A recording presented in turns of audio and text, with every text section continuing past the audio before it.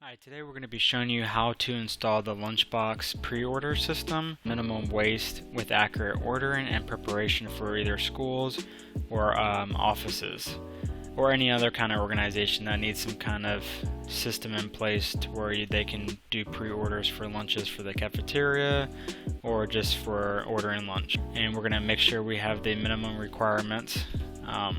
So let's go ahead and start copying the files. So once you purchase the system from CodeCanyon, you're going to see your list of folders here: documentation, which will take you to the documentation that I'm using right now, Lunchbox, which is all the core files, and then the manual install in case you don't want to use the install.php.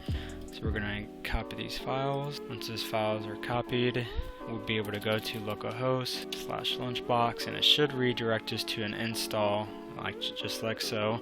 If it doesn't redirect you, all you need to do is /install.php, and it'll take you right there. So once you see this screen, then we need to create our database. So let's go to PHP MyAdmin, go ahead and log into that. Let's go to user account, add new user account, and hit generate.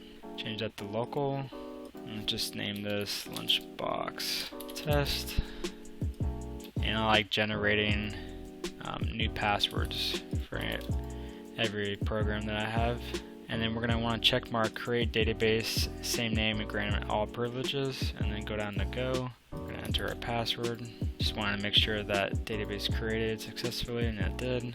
So we can go back here to install. Just a one-click install. Once you have the database configuration, you can see it connected to the database. Now if you get an error at this screen, that means either the username or password is wrong for the database, or your config file is not writable. And to check that, we can just go into our htdocs lunchbox core and make sure your config.php file is writable and not read-only. And you're going to want to change that back once you're done installing the system. So once we're done with that, you can go ahead and hit login, and the default login is admin, and of course do a little math problem that helps against brute force attacks. And log in. Once you log in, there's just some demo content in here. You can go ahead and get that all deleted, but we just wanted to show you that it's a pretty easy install. So go to my profile to get that cleared up. You can change your avatar if you want. If you want to see the terms, they're right there, but you can get that changed by going into the admin and site settings, and you can change that information right here for the terms of service. And here, while we're here, you can change the ordering time. So if you wanted people to only order during a certain time, you can set that right here. Make sure you set your time zone. This is very important to see that this is your time that it's reflecting on your computer. So if it's not, then you need to change your time zone. You can change your currency, if it's pound, cent, or USD. You can change the front logo, top logo, and I'll explain those too in just a moment. The URL, you want to make sure you change it to whatever your install URL is, or the forgot password will not work.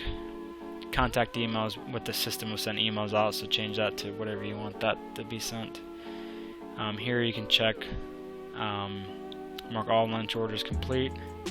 Be careful with this, because when you do that, whatever the lunch cost will take from the student's account. So when these are unmarked complete, these will take the funds out of the student's funds. And if they have no funds, then it's going to give them a negative red symbol, and if they have red, that means it's either negative or $0. And here, while we're in the student section, this is where you can create a new student and give them funds if they need it. You can import a CSV file, and here's a template. Please use the template. And then if you need to delete a whole bunch of users at one time, you can do that as well. Dive into the lunch list.